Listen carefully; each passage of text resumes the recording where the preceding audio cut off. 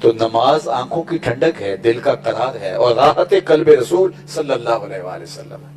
میں اور آپ اگر عاشق کے رسول اپنے آپ کو قرار دیتے ہیں تو پھر اس کی مناسبت دیکھیں کہ نماز کے لیے ہمارے دل میں رجحان کیسا ہے۔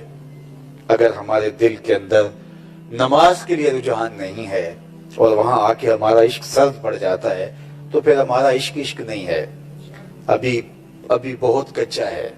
اے بلبل شوریدہ تیرا نغمہ خام ہے ابھی، اے بلبل شوریدہ تیرا نغمہ ہے خام ابھی، کچھ اور مدت کے لیے اپنے سینے میں اسے تھام ابھی اور اپنے سینے میں اس کو تھام کر کے پختہ کرنا پڑے گا۔ تو نماز یہ سکون آور ہے، تسکین آور ہے۔ یہ نہیں ہو سکتا کہ نماز سے جو ہے وہ انسان بھاگے اور فرار اختیار کرے۔ میرے اور آپ کے آقا و مولا حضور ختم المرتبت صلی اللہ علیہ وآلہ وسلم نے اپنی امت کو جو آخری دو وصیتیں کی، اہم ترین وصیتیں، ایک تو عورت کے بارے میں، اور جو کمزور باندیاں تمہاری ملک میں ہیں ان کے بارے میں کہا کہ ان کے بارے میں اللہ سے ڈرنا، اور دوسرا حضور نے فرمایا الصلاۃ نماز۔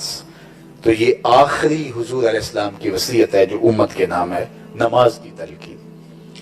اب یہ ایک طے شدہ حقیقت ہے، میں نے کہا کوئی پیچ فلسفہ نہیں ہے کہ اس کو سمجھنے میں دقت ہو کہ دل کو صاف کیسے کرنا ہے، اس کا ذریعہ کیا ہے۔ مجھے پتا ہے کہ میرے کپڑے میلے ہو گئے تو دو آنے کا صابن لائیں گے اور کپڑے صاف کر لیں گے، یہ میلا ہو گیا ہے تو وہاں سے ریگ مار لائیں گے اور اس کو صاف کر لیں گے، تو دل میلا ہو گیا تو یہ بھی سیدھا سیدھا ضابطہ ہے کہ ذکر کی کثرت کریں گے اور نماز پڑھیں گے تو دل صاف ہو جائے گا۔ یہ ایک طے شدہ، جس طرح دو سے ضرب کھاتا ہے تو جواب کے اندر حاصل ضرب 4 آتا ہے، اس طرح یہ سیدھا سیدھا ضابطہ ہے۔ اگر صفائی قلب کی، طہارت دل کی اگر میں اور آپ چاہتے ہیں تو ہمیں کثرت ذکر سے اپنے دل کی ستھرائی کا، پاکیزگی کا سامان کرنا ہوگا۔ یہ ہو ہی نہیں سکتا کہ ذکر کی کثرت کریں اور دل صاف نہ ہو، دل ستھرا نہ ہو، دل کو پاکیزگی نہ ملے، اور نماز سے دل کو پاکیزگی نہ ملے۔ یہ تو قانون دے دیا اور یہ ایک ہمارے سامنے ضابطہ رکھ دیا، لیکن انسانی زندگی کی کمزوریوں کو بھی میرے اللہ نے بیان فرمایا۔ بل تؤثرون الحیات الدنیا والآخرۃ خیر وابقی۔ اصل مسئلہ کیا ہے کہ تم اس کی طرف متوجہ کیوں نہیں ہوتے ہو؟ تمہارے سامنے بالکل سیدھا دو ٹوک ضابطہ موجود ہے اپنے باطن کی ستھرائی کا، اپنے اندر کو صاف رکھنے کا، لیکن تم اتنی محنت اس کے لیے نہیں کرتے جتنی تم دوسری چیزوں کے حصول کے لیے کرتے ہو۔ تو کہا کہ بل تؤثرون الحیات الدنیا، تم جیتی دنیا کے پیچھے بھاگتے ہو، والآخرۃ خیر وابقی، اور آخرت بہتر بھی ہے اور دائمی بھی ہے۔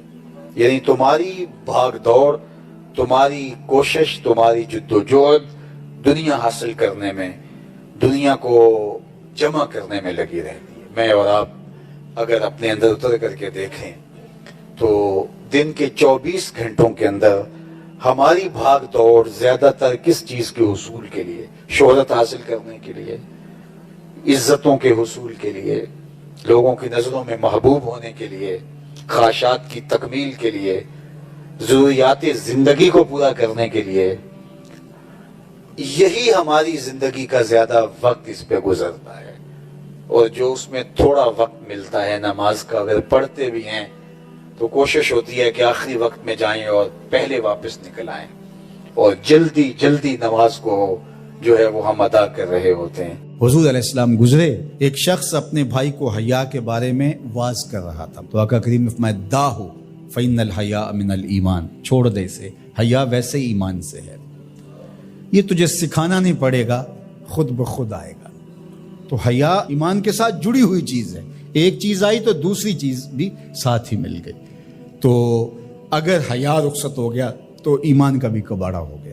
اور حیا کے جوہر کو چھیننے کے لیے نادیدہ ہاتھ کام کرتے ہیں، وہ اس لیے کرتے ہیں کہ حیا کے ساتھ ایمان جڑا ہوا ہے۔ جب حیا باختہ ہو جائیں گے تو ایمان سے بھی ان کو خالی کر دیں گے۔ ان کو یوں کہنا کہ تم کافر ہو جاؤ، اسلام چھوڑ دو، کوئی بھی نہیں کرے گا۔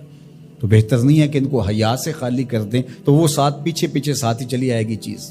تو اب دشمن کی یہ چال یہ ہے کہ یہ مسلم کافر تو نہیں ہوں گے، لیکن اس طرح کیا جائے کہ ان کو مسلمان بھی نہ رہنے دیا جائے۔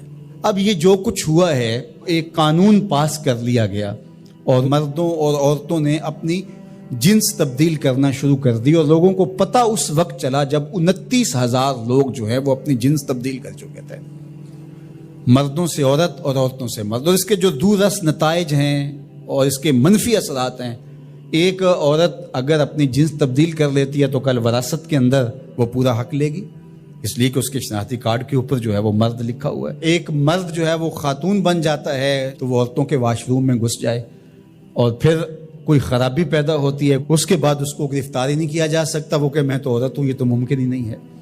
تو بتاؤ کیا ہوگا؟ معاشرہ کس سمجھ جا رہا ہے اور کس رخ پہ جا رہا ہے؟ یہ ہم نے کبھی سوچا تھا؟ جس معاشرت کی اصطلاحات میں حیا آتا ہے، جس معاشرت کی اصطلاحات میں تقوی آتا ہے، جس معاشرت کی اصطلاحات میں عفت، پاک دامنی، اس طرح کی اصطلاحات ہیں جس قوم کی، اس قوم کے ایوان بالا میں اور ایوان زیری میں یہ قرارداد آتی ہے، پھر باقاعدہ یہ قانون کا حصہ بنتا ہے اور پھر باقاعدہ عملی تنفیذ ہوتی ہے، اور جن این جی اوز نے کروڑوں نہیں اربوں روپے اٹھائے ہیں وہ رپورٹ پیش کرتے ہیں کہ ہم 29,000 کے فگر تک پہنچ کے آگے بڑھ رہے ہیں۔ شب خوں مار دیا جاتا ہے، لوگوں کو پتہ ہی نہیں چلتا۔ جو 22 کروڑ عوام نے نمائندے بھیجے تھے وہ اتنے بے خبر تھے کہ وہ وہاں بیٹھ کے جو ہے وہ چائے کے کپ کی چسکیاں لیتے رہے اور ڈیسک بجاتے رہے، انہیں پتہ ہی نہیں کیا ہو گیا۔ جو بڑے ان امور کے مار تھے ان کو سال بعد پتہ چلا کہ یہ کیا ہوا۔ تو یہ معاشرت کو اس گندگی میں، اس غلاظت میں دھکیلنے کے لیے سب کچھ کیا گیا، اس کو قانونی تحفظ فراہم کر دیا گیا۔ ہم جنس پرستی کی طرف، اور نہ جانے وہ لفظ نامانوس ہے ہمارے لیے، لیکن اب وہ سرایت کر گئے اس معاشرے کے اندر، اس پہ بات ہوتی ہے، اور ہم کہاں گر گئے ہیں، کس گڑھے میں گر گئے ہیں۔ ہم انسان ہیں، یہ تو چوپائے بھی نہیں کرتے۔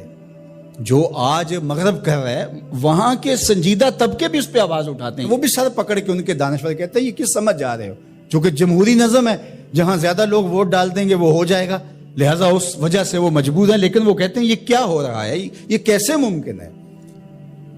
اللہ تعالیٰ نے قرآن مجید میں ارشاد فرمایا اولئک کالانعام بل ہم اضل، انسانوں کی اقدار سے برگشتگی اور ان کا اخلاقیات سے دور ہو جانا، اور اس کے نتیجے کو اللہ تعالیٰ بیان فرماتا ہے، تمثیل کے طور پہ چیز بیان فرمائی کہ یہ لوگ چوپائے ہو گئے ہیں۔ اولئک کالانعام، یہ چوپایوں کی طرح ہے۔ آگے فرمایا بل ہم اضل، بلکہ یہ چوپایوں سے بھی بدتر ہو گئے ہیں۔ آپ نے کبھی نہیں دیکھا ہوگا کہ کسی نر چوپائے نے نر چوپائے کے ساتھ جفتی کی ہو۔ جب جنسی خواہشات پیدا ہوتی ہیں تو وہ اپنی مادہ کو تلاش کرتا ہے، کبھی نر سے جفتی نہیں ہوا ہوگا، لیکن انسان جب اخلاقیات سے گرتا ہے تو وہ اتنا گندا اور بدتمیز ہو جاتا ہے کہ یہ تمیز بھی ختم کر دیتا ہے جو چوپائے بھی رکھتے ہیں۔ تو یہ ہے چوپایوں سے بھی بدتر ہو جانا، غلیظ گندا عمل قوم لوط اس کی زندگی کا حصہ بن جاتا ہے، اور بندے کے پلے بچتا کیا ہے، اس کے پاس رہتا کیا ہے جب وہ اتنا غلیظ ہو جائے، اس کی روح بھی زخمی ہو جاتی ہے، اس کا باطن اور ضمیر بھی داغ ہو جاتا ہے۔ جب اس کی نظر میں غلاظت آتی ہے اچھی جائے کہ وہ عملی طور پہ غلاظت کے اس درجے پہ پہنچ جائے، تو یہ چوپایا نہیں قرآن نے کہا، بلکہ چوپایوں کے ہاں بھی ایک تہذیب کا درجہ ہے، اس کو کراس وہ بھی نہیں کرتے، لیکن یہ چوپایوں سے بھی بدتر ہو گئے۔